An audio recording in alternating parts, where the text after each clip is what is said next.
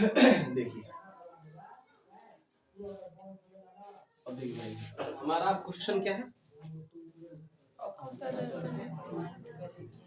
हमारा क्वेश्चन है अवतल दर्पण में प्रमाणित करें कि f बराबर r/2 या r बराबर 2f। अथवा क्वेश्चन ये हो सकता है, परीक्षा में ऐसा रह सकता है या कोई भी पूछ सकता है आपसे, क्वेश्चन ये हो सकता है कि अवतल दर्पण के फोकस दूरी हो गया f तथा वक्रता त्रिज्या में संबंध स्थापित करें। संबंध स्थापित जब ये कह दे तो समझिए समीकरण बना है।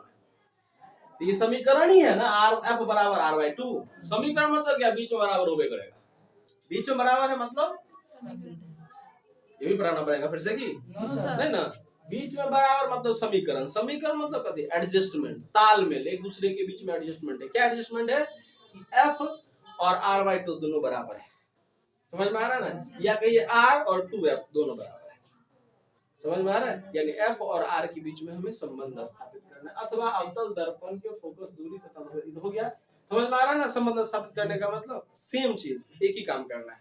तो हमने क्या किया है, mn एक अवतल दर्पण लिया है, ठीक है। तो ऐसे लिखेंगे, माना कि mn एक अवतल दर्पण है। क्या है, अवतल दर्पण। माना कि mn एक अवतल दर्पण है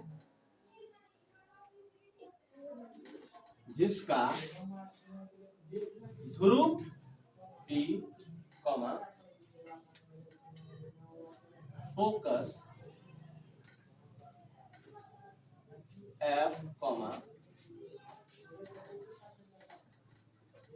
वक्रता केंद्र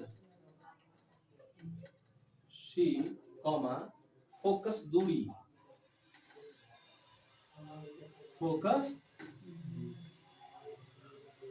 दूरी स्मॉल f तथा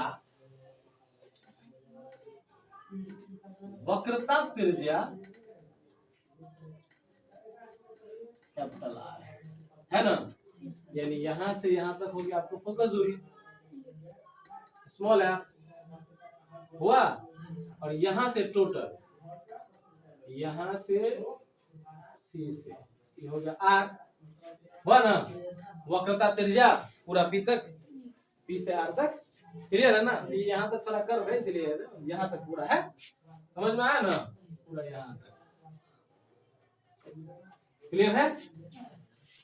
अब हमें प्रमाणित देखिए, अब यहाँ देखिए, ये तो परावर्तन के नियम से आया है, मुक्त अक्ष के समांतर प्रकाश की किरणें, और दर्पण से परावर्तन के बाद कहां से होकर गया है, फोकस से होकर गया, ठीक है, क्लियर है ना। अब आपको पता है कि जहां पे ये आपतित हुआ है उसको आपतन बिंदु कहते हैं ना, प्रकाश आपतित हुआ है ना, तो जहां पे वो टच करेगा दर्पण को वो आपतन बिंदु कहलाएगा। तो आपतन बिंदु पर जो लंब खींचेंगे वो वक्रता केंद्र से होकर जाएगा, ठीक है, समझ में आ रहा ना। वक्रता केंद्र से कहीं भी डालेंगे तो वो 90 पे होगा, क्लियर है। तो वक्रता यहाँ पे हम लंब खींचना चाहते हैं तो वक्रता केंद्र से मिलाना पड़ेगा, समझ में आ रहा है ना। तो वक्रता केंद्र से मिला दीजिए। यहाँ पे कुछ नाम नहीं है तो नाम दे दीजिए, मान लीजिए बी, क्लियर है, समझ रहे हो कि नहीं। तो हमने क्या किया, हमने यहाँ बिंदु बी पर एक लंब डाला और लंब का नाम है BC, क्लियर है। अब बताइए, ये आपतित किरण है और ये लंब है, तो आपतित किरण और अभिलंब के बीच जो बना कोण होता है उसको आपतन कोण यानी कोण आए, समझ में आ रहा है कि नहीं। और अभिलंब और परावर्तित किरण के बीच जो कोण बनता है उसको परावर्तन कोण, इसका मतलब कोण R, कोई दिक्कत। तो ये कोण I है और ये कोण R है, कोई प्रॉब्लम नहीं ना।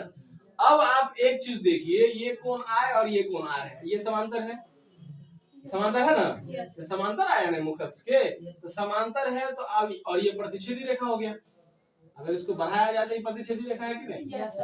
तो समांतर रेखा को अगर एक प्रतिच्छेदी रेखा काटेगी तो ये जो आमने सामने का कोण बना हुआ एकांतर कोण होगा। तो अगर ये कोण आए तो ये भी कोण आए होगा कि नहीं, ये कोण आए तो ये भी कोण आए ना होगा, तो ये भी कोण, क्यों, एकांतर कोण से, क्योंकि ये दोनों समांतर है। इसका नाम कुछ नहीं है तो ए बी दे दीजिए, ए बी रेखा आपतित हुई है, ठीक है, और बी एफ रेखा परावर्तित हुई है, क्लियर है। बी एफ रेखा परावर्तित हुई है, ए बी रेखा आपतित हुई है, तो ये दोनों तो समांतर है, ये दोनों रेखा। समझ में आ रहा है कि नहीं? किरे ध्यान का है, पट्टा सोच कर देंगे देख। तो ये कोण आई है, तो ये भी कोण आई, एकांतर कोण से। समझ में आ रहा है कि नहीं? अब देखिए इसका, ये हम लिख ही चुके हैं सब कुछ, ठीक है। अब यहाँ देखिए, अब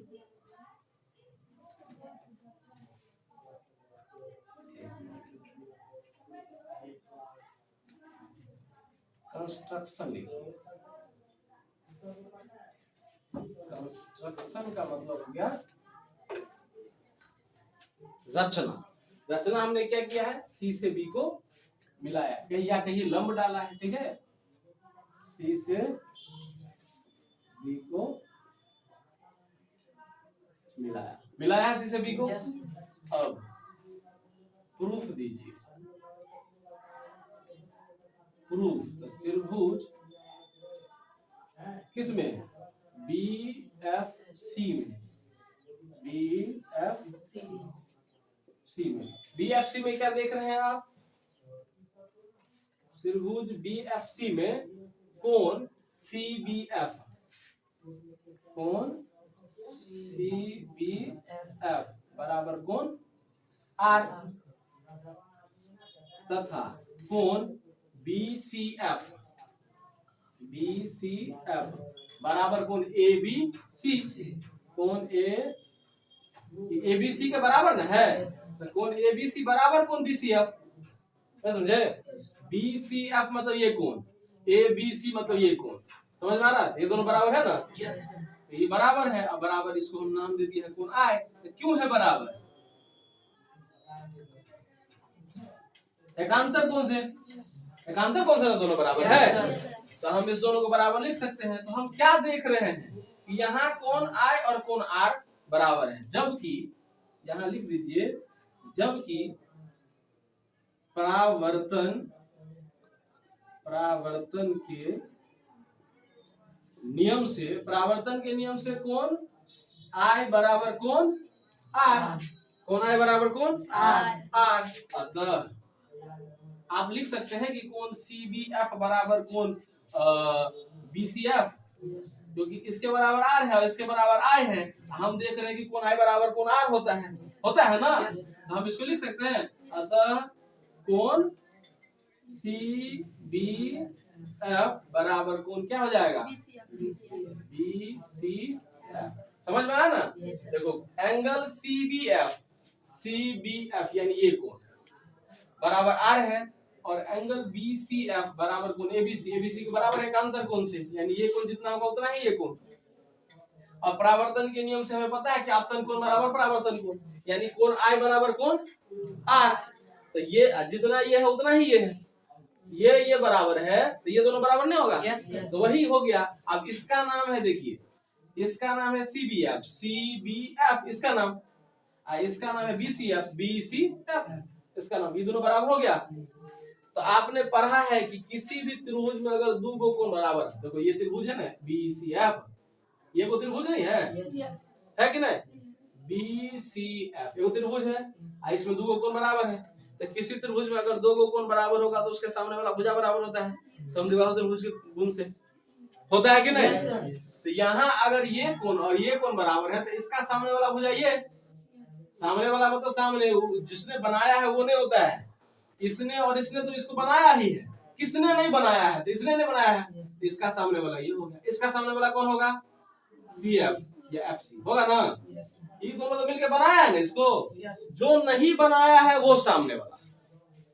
तो इसका सामने वाला ये और इसका सामने वाला ये, समझ में आ रहा है कि नहीं। हम लिखेंगे अतः अब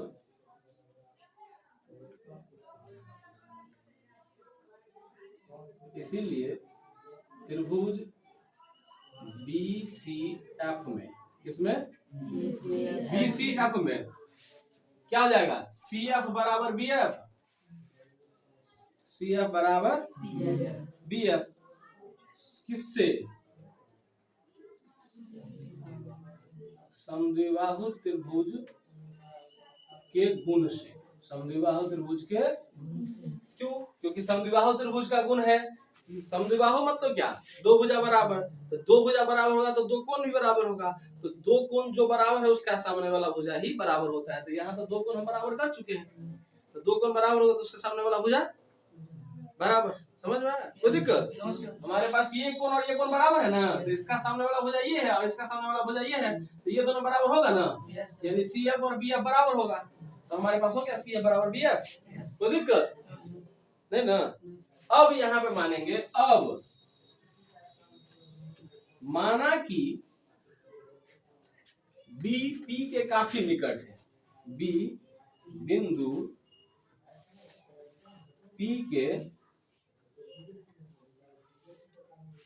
काफी,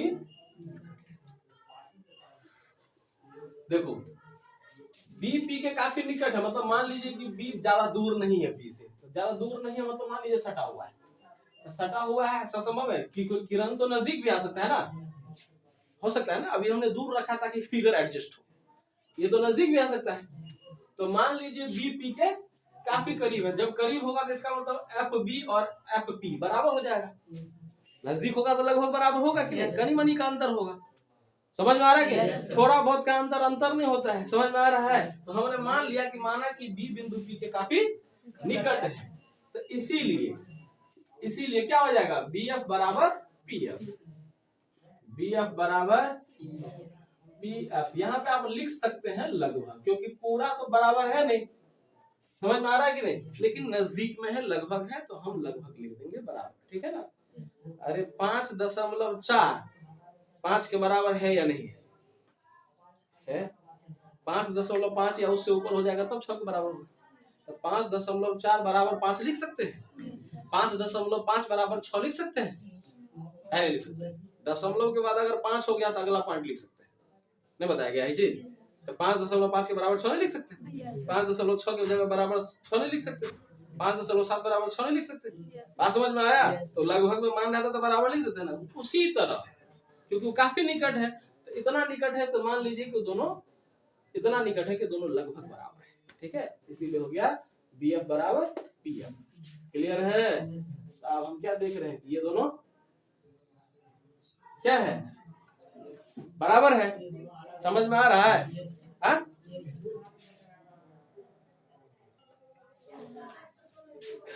देखिए, तो यहाँ हो गया BF बराबर PF, ठीक है। अब देखिए BF के जगह पर हम CF लिख सकते हैं, क्योंकि दोनों तो बराबर है। यहाँ देख लीजिए BF बराबर CF है ना। तो हमने क्या किया, BF के जगह पर क्या लिख दिया, CF, ठीक है। किससे? समीकरण 1 से। यहाँ हमने समीकरण 1 मान लिया, ठीक है। समीकरण 1 से BF बराबर CF है, वैसे भी है, ये दोनों बराबर है ना। तो हमने BF के जगह पे क्या लिख दिया, CF लिख दिया। तो CF बराबर हो गया PF, यानी CF बराबर ये दोनों बराबर हो गया, इसका मतलब। अब देखिए CF के जगह पर हम क्या लिख सकते हैं, CF के जगह पर हम PC माइनस PF लिख सकते हैं, यानी यहाँ से यहाँ तक में से अगर ये घटा देंगे तो ये बचेगा ना, तो बुझवा, यहाँ से यहाँ तक में से ये घटा देंगे तो ये बचेगा। समझ में आ रहा है कि नहीं, कोई दिक्कत? तो हमने क्या किया, CF के जगह पे क्या लिखा, PC माइनस PF। अब ये क्यों लिखा, इसका रीजन है, क्योंकि बताइए CF कोई दूरी है, लिखा हुआ कुछ यहाँ से यहाँ तक की दूरी का कोई स्पेशल नाम है नहीं है, इसीलिए हमने इसको चेंज करने का रीजन है। लेकिन यहाँ से यहाँ तक का तो नाम है F, यहाँ से यहाँ तक का तो नाम है, तो हम बस ये कर रहे हैं कि इसके जगह पर ये और ये आ जाए, क्योंकि दोनों का नाम है कुछ स्पेशल। इसका CF का स्पेशल नाम नहीं था, इसीलिए उसको हटाया, ठीक है। सीधे हटाने दिया है, रीजन बता रहा हूँ क्यों हटाया, क्योंकि इसका कोई नाम है, C से आपकी दूरी को कुछ कह रहे हैं, कुछ है ही नहीं नाम इसका। लेकिन P से आपकी दूरी तो है क्या, फोकस दूरी। P से C की दूरी तो है क्या, वक्रता त्रिज्या, है ना। इसीलिए हमने क्या किया, CF के जगह पर PC माइनस PF कर दिया। ये तो कर सकते हैं। अब PC का भी वैल्यू है R और PF का भी वैल्यू है F, इसीलिए हमने किया। तो हमने क्या किया, CF के जगह पर क्या लिख दिया, PC माइनस PF, तो PC माइनस PF, इसको रहने देंगे PF। अब देखिए P से C तक की दूरी को क्या कहते हैं, R, तो हमने लिख दिया R। उसके बाद माइनस P से F तक की दूरी को क्या कहते हैं, स्मॉल f लिख दिया, बराबर, फिर इस तरफ भी पी एफ ही है तो एफ लिख दिया, ठीक है। यानी आर माइनस एफ बराबर एफ। क्लियर? यानी वक्ता त्रिज्या माइनस फोकस दूरी बराबर फोकस दूरी। अब वक्ता त्रिज्या को इसी तरफ रखिए आर को बराबर, ये एफ उस तरफ जाएगा तो प्लस में हो जाएगा, तो आर बराबर क्या हो गया 2f हो गया, या 2f बराबर आर, ये भी हम प्रूफ लिख सकते हैं यहाँ पे। नहीं तो एफ लिखना है तो एफ बराबर हो गया R by 2। Clear? Yes sir. कहीं पे दिक्कत है? No sir. कहीं भी समझने में? नो चेंज क्यों किया समझ में आया ना? Yes sir.